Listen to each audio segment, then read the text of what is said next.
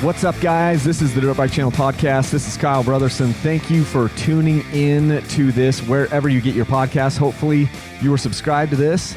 Got some pretty cool content for you today. I'm going to be talking about the first ride on the Beta 300RR Race Edition. You guys are going to get this information here first because I'm giving you guys a little bit of an incentive to listen to the podcast. The people who are only the YouTubers, they're not going to get this as quickly.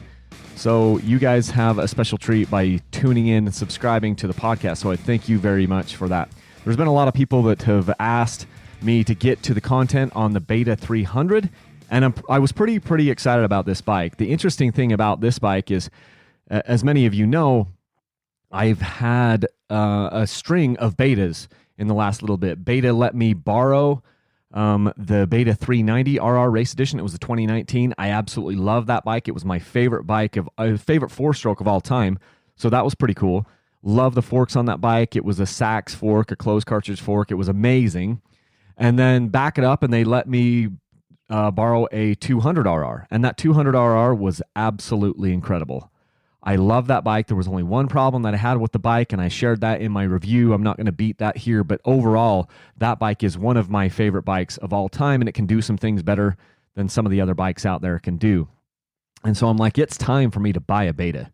These last two Betas have been freaking awesome, and so I'm going to go out and I'm going to buy a 2020 Beta 300RR Race Edition. I kind of wanted the 250, but I let my Facebook group persuade me into getting the 300. They voted for the 300 because they knew I was going to give the bike away eventually.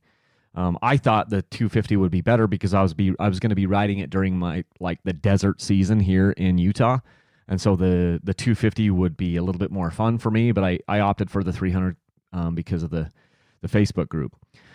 So super excited to start riding the bike, and I was very jazzed for it. So here's the things that I did to set the bike up. I set the sag to 108 millimeters while standing up. So I use a Slacker digital sag scale, which I love. I understand that they're, it's a little bit more of an expensive way to do it than just going out there and getting, your sag scale or doing it with a measuring tape. But because I'm setting up a lot of bikes, I use the Slacker scale. And that helps me so that I can set bikes up without having another person or two other people to help me set sag. So I really like that. I put Teflon tape under my levers so that they could move around, and I moved them in towards the center, which protects the levers a lot. This is extremely important, especially on the Beta, because on your brake side, you just have the Nissan brake. And the Nissan brake lever does not have like a stress point where it can break off. On Brembo brakes or on the Magura brakes and a lot of brakes out there, or a lot of levers out there, I should say, they will have a stress point where it can break, right kind of in from the ball just a little bit. Well, the Nissan brake doesn't have that, and so it's important. You either need to have a full wrap handguard on there, which I'm not a full wrap handguard kind of guy anymore, or you have to put Teflon tape under your bars and move them in a little bit for some protection. So I did that.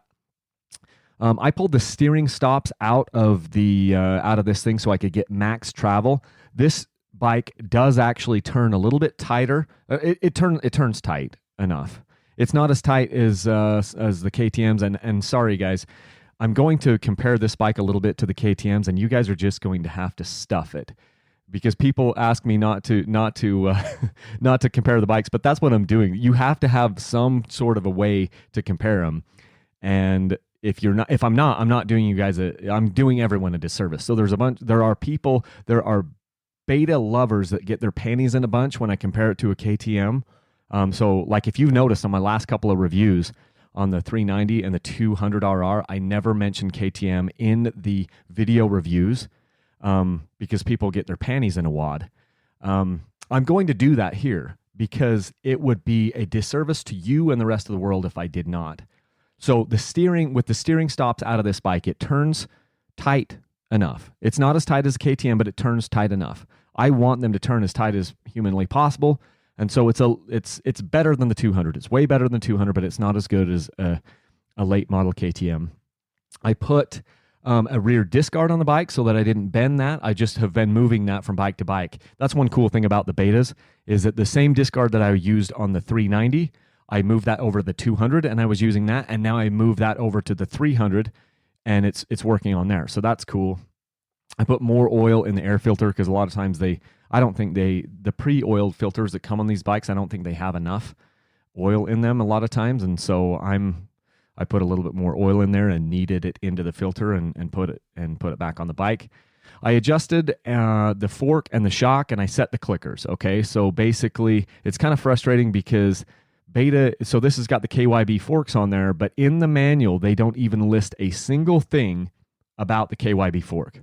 All it talks about in the manual is the standard open cartridge fork that you get on the standard version. They don't mention a single thing about the KYB fork. You would think that if this is a huge selling feature, they'd actually bring it up. And it's the same manual. I checked with Beta, the 300 standard version and the 300 race edition, it's the same exact manual.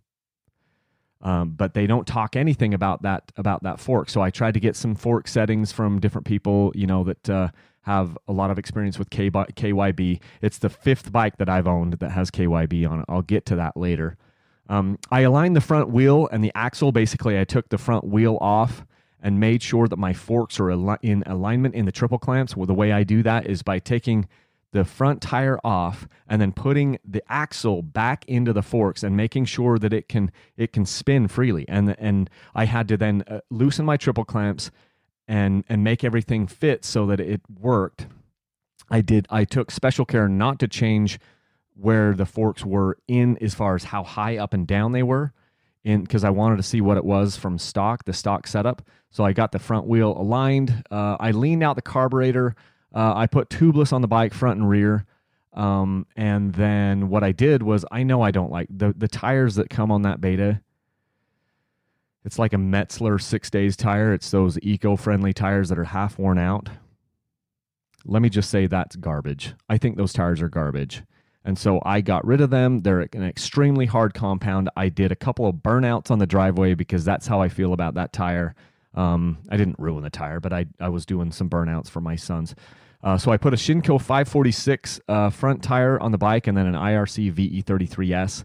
That is the best tire that I know of as far as an all-around tire. It's a hybrid gummy compound. It works amazing in a lot of situations. It digs in the sand. It digs in the mud. And it also hooks up on the rocks because it's got that gummy compound. So I did that. And then I put an AXP skid plate on the bike to cover the linkage. So those are the main things that I did to get it ready to ride. I went through and I torqued bolts. I also torqued, checked my head bearing tension and things to make sure that the bike wasn't too tight. It wasn't too loose up there.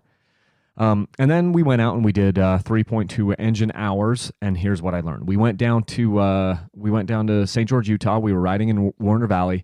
Garrett was kind enough to take us out. I had Tyler and Sam and Garrett with me, so a group of 4. And immediately when we left from the truck, we started out on kind of more of a tricky, slow-going enduro type section. Here are the things that I learned on the bike after 3.2 hours. I'll start with the positive. The most positive thing is that the motor has a lot of low-end pull. It's got great low-end power. It's got great mid-range. It's okay on the top. It's on the top end. It's just like most of the 300s that I've used. Most of that power is down kind of in the low RPMs to the mid-range. It's got a big, fat power band down there, which is nice. I adjusted the power valve out to nearly flush, and Beta suggests that you do that. They're not like KTM. They actually say, hey, adjust the power valve a little bit to your liking and tailor it to your needs. And that's something that the bike did really well. That motor's a monster. And I really loved that part of the bike.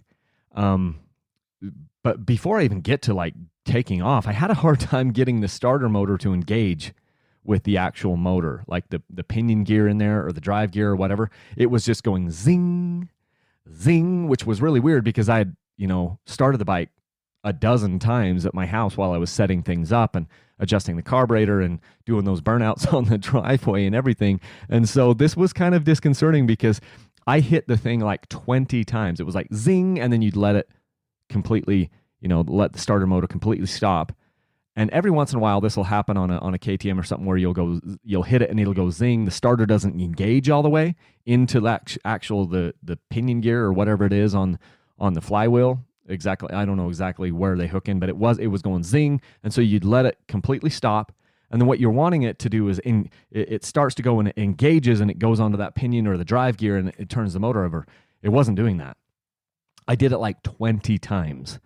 And then I put the bike in gear and jerked it back and forth a little bit. And this is a problem because it doesn't have a kickstart. And then finally, it started to engage. And so I was a little bit disconcerted there. And no one else knew that. Everyone else had their bikes already running. And I'm over there trying to get the starter motor to engage. So we'll have to watch that because with no kickstart, that would have ended the day before it even started. It's never done that before, and it didn't do it since, so we'll just have to kind of watch that one closely. About the motor. So the counterbalancing instruments, I'm using air quotes, the counterbalancing instruments that Beta uses are not the same ones that KTM uses. This bike vibrates a lot. I wouldn't bring this up if they hadn't have done a press release saying that the freaking thing was counterbalanced. If they hadn't have done a press release and said it was counterbalanced, I never would have known because the bike is not what I call a counterbalanced motor. It vibrates. It vibrates more than the 200 does, and I know this because I still have the 200 sitting here. I need to take the 200 back to Stedman's in Tooele and turn that bike back in and whatever, but the 300, which supposedly is counterbalanced from Beta 2020, vibrates more than the 200 that isn't counterbalanced. I get it. It's a bigger, 300s vibrate more generally speaking than 250s and 200s and 150s, but it's pretty disappointing. That was one place that I thought Beta was actually going to come and close the gap between them and KTM and Husky. And I was super excited. I did a podcast, I did a video 6-7 months ago when the press release came out, and I'm like, KTM killers? Because I think they're going to be. Well, that was a swing and a miss. That was a whiff. That thing is not, it vibrates. I can't tell any difference between how this one works and how the 2017 works. Now, I didn't get to ride them back to back, but I'm just telling you, it vibrates a lot in your hands. It vibrates a lot in the foot pegs. And yeah, the KTM feels buttery smooth, electric smooth. We had 3 KTMs there and 1 Beta. And one of those was not like the other. And they're all supposed to be counterbalanced. But the KTMs feel electric smooth. There's hardly any vibration. And the Beta it vibrates just as much as it used to, I swear.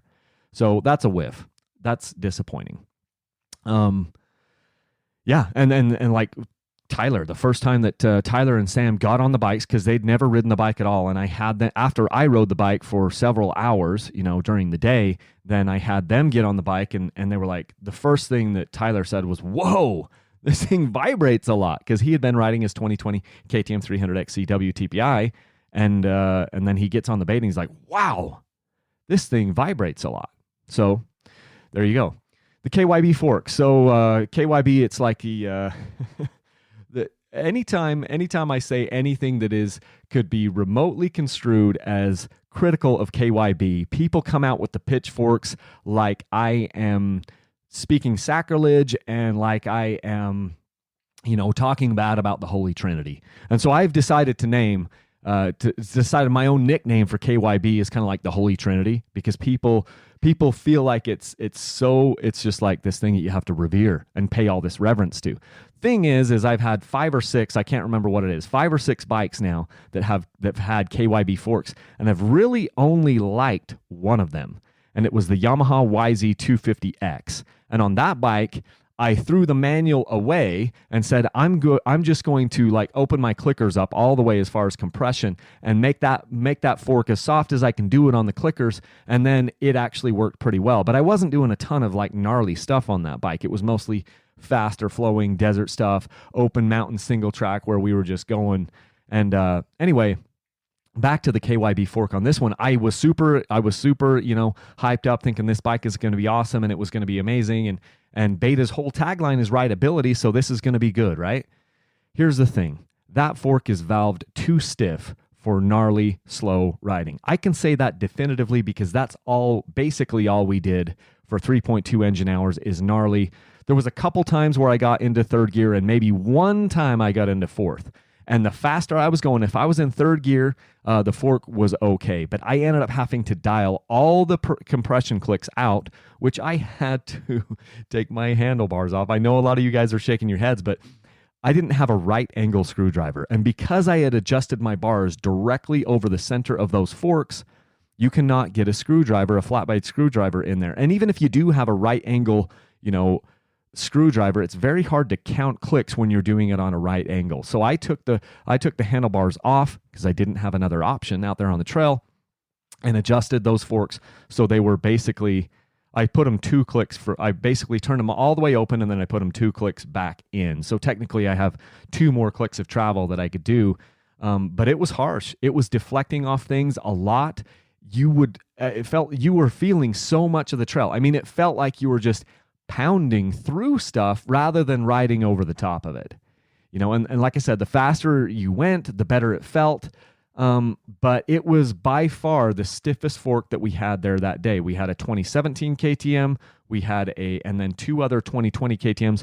One of the 2020s was an XCW KTM, and the other one was an XC KTM. So we had the Explorer fork and we had the Air fork there with us, and it just felt, the KYB fork was not like the others.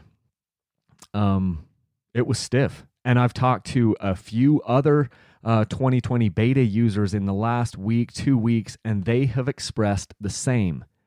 It's funny because the whole tagline of beta is rideability, and I loved the other 2 forks that I just got off of with beta. The one was the Sachs 48mm fork on the 2019 300RR. Out of the box, I thought that was the best fork I'd ever been on. I said that, and I stand by it. The Air fork from KTM is really good when I start dropping pressure out of it. I start running less pressure. Excuse me. But if I run the KTM, amount of pressure that they say, 139 PSI, I like the beta fork, that 2019 390 RR fork better than the KTM fork. It was awesome. It's the ZF fork, I think, or it's on the 2020 Beta 200 RR fork. I also really liked that one. I thought it could do the really slow stuff really great. I didn't do a ton of faster stuff on that Beta, but I was in third gear, fourth gear, sometimes fifth gear a little bit. And the Beta 200 RR was awesome. I loved the fork on that. It did really well. This KYB fork, we are not jiving with that thing yet. It is bouncing off everything. It's deflecting off everything. And yeah, so there's some work. I've got some work to do on that. Overall, the bike felt heavy and slow to turn. Again, you can hear the disappointment in my voice because I was so high on the last 2 betas that I had. I'm like, they've changed a bunch of things. This bike is supposed to be better than the 2017 that I had, and it felt heavy. It felt more like a 454 stroke, if I'm totally honest. It was hard for me to get the front wheel where I wanted to go. It felt like I was wrestling a beast. It felt like I was getting worn out. It was so frustrating because I thought for a lot of the day that I was just having an off day, and some days you feel that, right? Some days you're not quite right in the head, and you're kind of having an off day, and that's what I thought was happening. I'm like, man, I just don't have it today, and I'm just not jiving with this bike. And I was blaming it on me because I'm like, surely this bike has to be, the last couple of betas I've had, I absolutely loved a 4-stroke and a 2-stroke. So I thought it had to be me. And I didn't realize how much the bike was wearing me out until I swapped over and rode Tyler's 2020 KTM 300 XCW. I felt like a new man. Suddenly, the fork on the KTM was absorbing everything. The front end felt light. The front end felt playful. The rear end stopped just slamming through things and just following with me in like an agreeable manner. And I was like, wow, what a difference. And I rode Tyler's bike for about 20 minutes-ish. And then Tyler was like, hey, Sam, you got to try this beta, because he wasn't enjoying it. And so he didn't want to spend a ton more time riding it. He'd been riding a bike that was jiving with him the entire day, and then he moves over to the beta, and he wasn't loving it. So he's like, hey, Sam, you need to try this thing out, which then meant I moved over to Sam's 250, his 2020 250 XC. that bike also felt great, playful, just so playful and so like happy to me is the way to say it. The front fork on the KTM was not as plush as the XCW, certainly not, but it was still light and it was still agile, and I felt like I could place my front wheel anywhere I wanted. Sam only rode the bike, the Beta, for about 20 or 30 minutes, and I could tell he wasn't. I've ridden enough with Tyler and Sam to know when they're not jiving with a bike or when they're not absolutely loving it. And because I'm the guy out there that's on the clock and this is a work day for me, I'm like, hey guys, give me back the bike here. Sam, here's your 250XE back. Let me ride the bike. And he's like, oh no, it's okay. It's all good. But I know him. I'm like, okay, I'll take it back from you. So I take it back. They weren't really trying to hide the fact that they weren't having a great time on the Beta. And so I take it back, and then I immediately find myself using more energy, mental energy and physical energy, to ride and control the bike. And here's the thing. So there's a lot of different type of terrain that you can get out to in Warner Valley. There's tons and tons, hundreds of miles of trails. A lot of it is like wide open desert and washes where you can be going as fast as you want. The guy that we're going with, Garrett, one of my good friends, he is more of the nasty, gnarly type terrain rider. The nastier, the better. The gnarlier, the better. And I'm cool with that. I like a mix of things. And so Garrett was taking us in some really, really cool terrain, some stuff I had been on and other stuff that I'd never seen before. And it by the time everything shook out, there was one kind of section. He took us up a canyon and up through a wash and things, and it was by far the gnarliest stuff that I've seen in that area. Really gnarly terrain, super tight stuff where you're lifting your bike through obstacles because they won't fit. The foot pegs won't fit.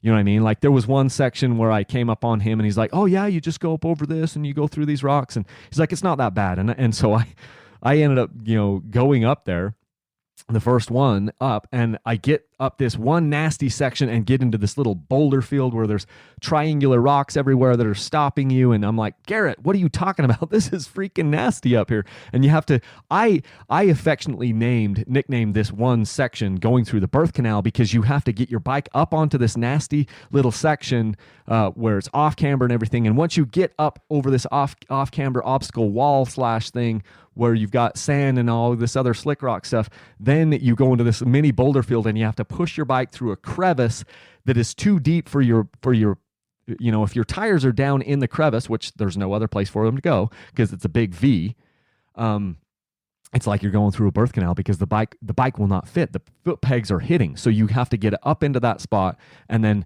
basically lift the bike through. It took me on the back of the bike and Garrett on the front of the bike to lift it through. Tyler was just more of a man than the rest of us, and he pushed his bike through by himself, but you had to be off the back of the bike and grab the rear fender and basically lift it up and push it up through this birth canal is what I'm talking about.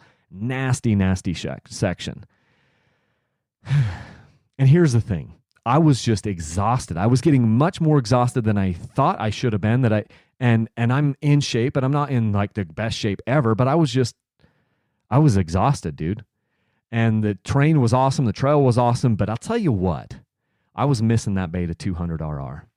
I would have much rather, for the riding that we did, I would have been far better off on the Beta 200 RR.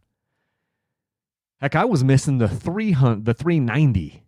I would have taken the 390. Now there would have been times when I would have been boiling the bike. Like let's be honest, because I didn't put a fan on any of those three Betas, at least not yet. I may end up putting a fan on this Beta, this 300.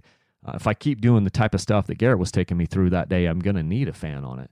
But I was missing the 390. I would have had more fun on the 200 Beta. 100%. I would have had more fun on the Beta 200 that day. And I think I would have had more fun on the 390 that day, at least in the sections that weren't like the super gnar. It was rough, and towards the end of the day, we didn't do a ton of miles, but we did a lot of hard stuff, and the bike ran out of gas as we were going back towards the truck, but we still had several miles to go up and down single track, and it was really fun single track. And I was the guys called me like Dr. Jekyll and Mr. Hyde, because towards the end of that day, I just kind of hit a wall. And the tipping point for me was when the bike ran out of gas. Everyone else was good to go. I realized, it was probably running a little bit fatter than it should have been. And I was out of gas. I switched it over to reserve, and I'm just like, you know what? The truck is this way. You guys are going this way, which isn't a direct route to the truck. And I just lost it. And I just said, dudes, I'll meet you guys at the truck. And I made a beeline for the road. Because the bike was all of a sudden, then at that point, it was leaking. I was smelling coolant. It was leaking radiator fluid.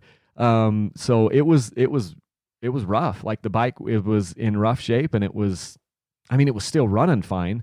But here I was pushing out coolant and everything, even on a trail that wasn't that bad. And what I found out later, I'll get to why it was leaking antifreeze later, but I just took a beeline back for the truck, and I was not a happy camper. The next day, I rode my 2022 F250XC, and the guys were like, who is this rider? Because yesterday on the beta, he was like kind of a monster, and he wasn't any fun to be around. And he was pissed off. And then today, he's just a joyful, happy guy. And they nicknamed me, they said I was bipolar. It ain't easy some of the time, So here are the things that I need to work on now with the bike, because I'm not giving up on it. I'm going to make this thing work. So I got it home, I washed it, and here's the things that I need to do and some of the things I've already done. So let's address the heavy feeling, the heavy, slow, sluggish feeling, because the bike isn't that heavy. It's 244 pounds, which means it's exactly like 3.5 or 4 or 5 pounds heavier than the 250XE that I rode the next day. But I wasn't feeling those 5 pounds. I was feeling something else in the geometry of the bike. So what I did is I raised the forks and the triple clamps. Yesterday, I raised the forks 5 millimeters to compensate for the heavy, sluggish, slow feeling that made me feel like the bike wasn't agile and wasn't nimble. So that should help a bunch. I haven't had to do that on most of the other bikes that I've ever tested. I just test them the way they come from the factory, and I looked at where the forks were in the triple clamps, and they looked very, very similar to how the Beta 200 was set up. And so I just left them. I don't start raising and lowering forks when I get bikes. I just ride them how they come from the factory, because I want to see how the factory has them set up. I set sag and I set clickers, but I don't like raise and lower the forks. So now I've raised them 5 millimeters, which is actually quite a lot, and I think that's going to compensate and help this heavy, slow, sluggish feeling. That should help a bunch. The radiator is the reason why the radiator was leaking is because it got bent pretty badly. I'll probably post some of the pictures up on maybe social media today on Instagram and Facebook, and just kind of show you how the radiators look. I'm like, this is not right. Because now it was bent up enough that the radiator cap was coming in contact with the left fork, and that's a problem. And so what was happening is the reason why I was pushing out coolant is because my left fork was now pushing on the radiator cap and basically loosening it. I've never seen that happen before, but the radiator was bent up, okay? I mean, it got bent in a little bit from a tip over, but it was bent up because some of the rocky, nasty sections we were going through, it was gnar, dude. And so it was bent enough that it started, making, everything was happening, and it was leaking out of the radiator cap. So I'm going to have to get a new left side radiator. Radiator guards would not have prevented this one, because the radiator guards, all the radiator guards that I know, are preventing, from getting smashed in on the side. They're not keeping it from getting smashed upwards, okay?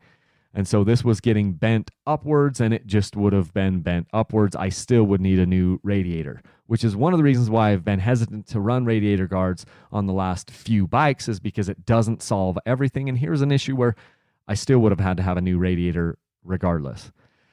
That means the pipe is shot too. So the pipe doesn't look that bad. It only took a couple of hits, but it was hits in just the right place. So the pipe on the Beta is kind of bent up out of the way. I don't really, they did a pretty nice job on the bend, but it's now bent up in the gooseneck. And this is one of the reasons why I don't run pipe guards, is I can promise you that even if I had a pipe guard on the bike, it still would have pushed up through the radiator and caused all of that damage.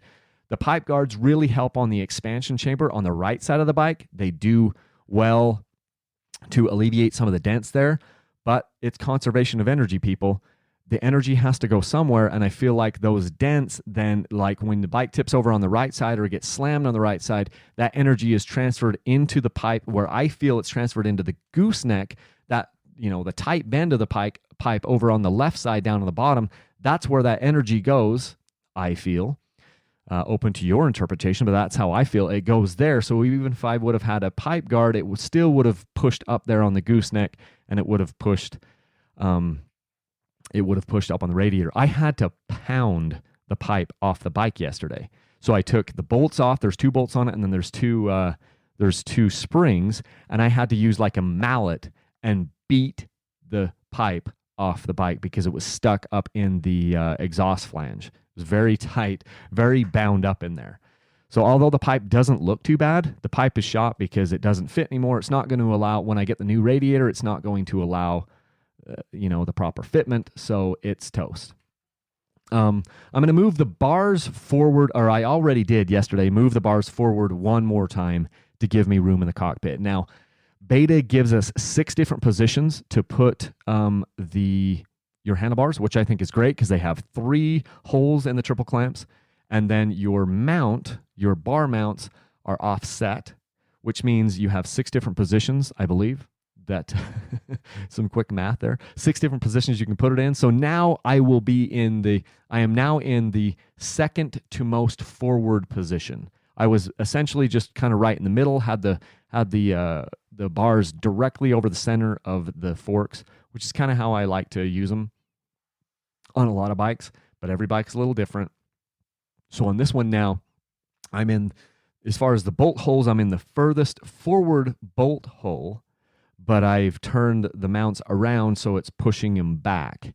So there's one more position that I could use that would open up the cockpit even more, but I figured I'm baby steps, right?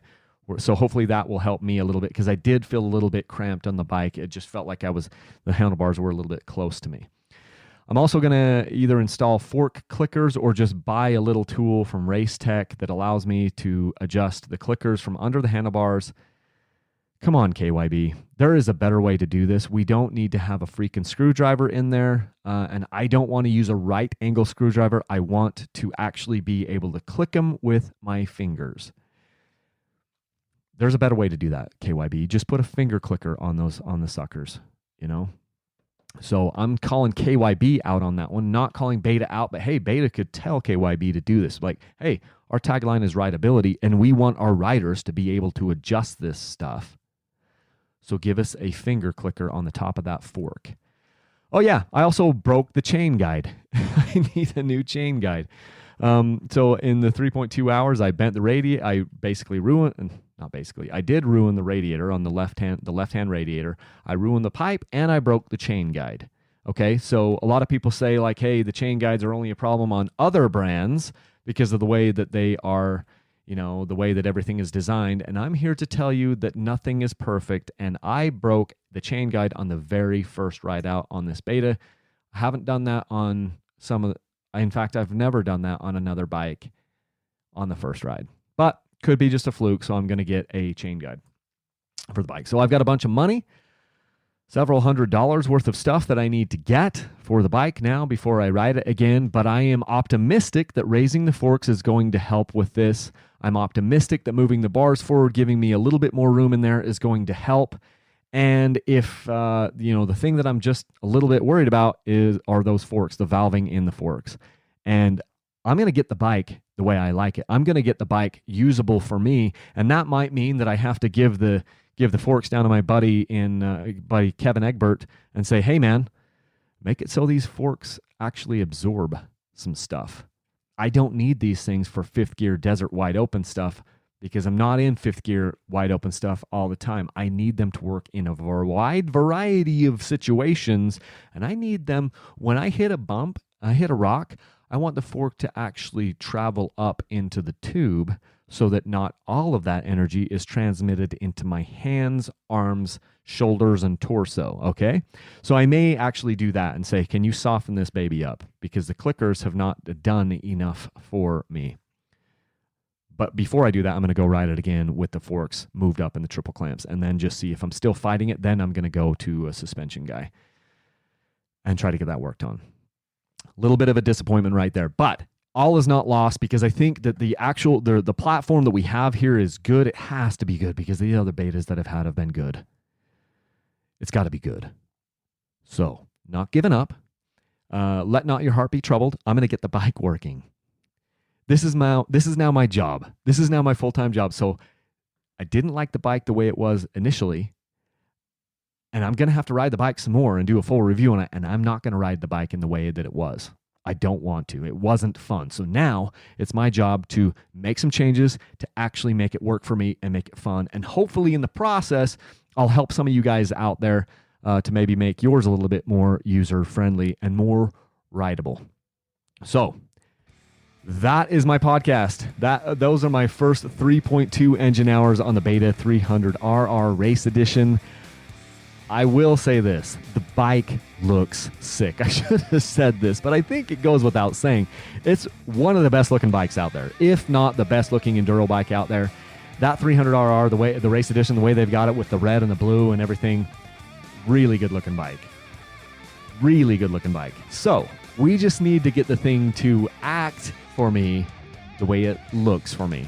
And if I can get that to happen, then I think we'll be in a good place. So thank you guys for listening, and it's awesome that you guys are hearing this probably today, the same day that I'm recording this, which is on January 15th, because this information is not going to get out to YouTube till I don't know exactly when. So that's one of the benefits of listening to the podcast here, is you guys get to see and hear what's going on a little bit sooner than the YouTube people. So anyway, thanks so much for listening, and let's cross our fingers. I'm going to get that sucker working. I am. We're going to do it. It's like Yoda. My kids are watching Star Wars, and it's like, oh, I'll try to make it better. No, I'm going to be like Yoda when he's talking to Luke Skywalker, and I'm like, there is no try, do, right? And so I'm not going to try to make that bike better. I actually am going to make it better. We're going to make that sucker sing, and we're going to make her play nice with me. Okay, thanks, guys. Wherever you go, let's leave a single track.